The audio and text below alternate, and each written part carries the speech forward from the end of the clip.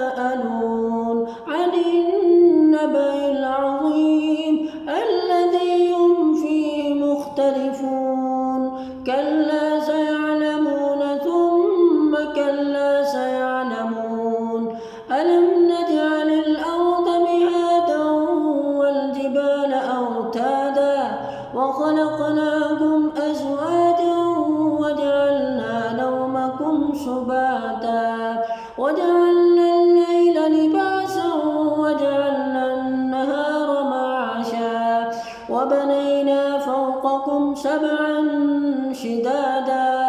وجعلنا سراجا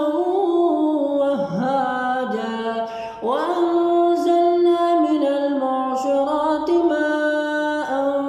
ثجاجا لنخرج به حبا ونباتا وجنات ألفافا إن يوم الفصل كان ميقاتا يوم ينفخ في الصور فتأتون أفواجا وفتحت السماء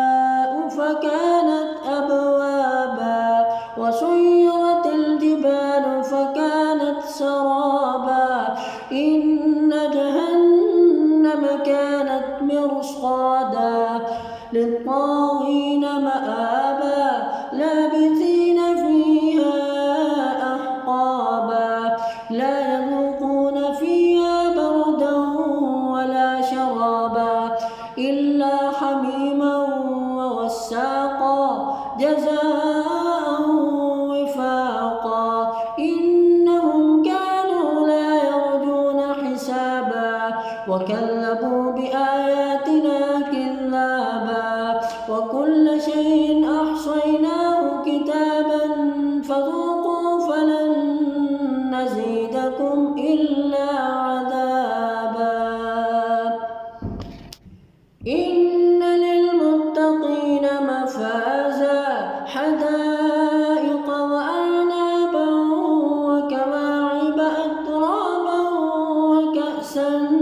دهاقا لا يسمعون فيها لغوا ولا كذابا جزاء من ربك عطاء حسابا رب السماوات والأرض وما بينهما الرحمن لا يملكون منه خطابا يوم يقول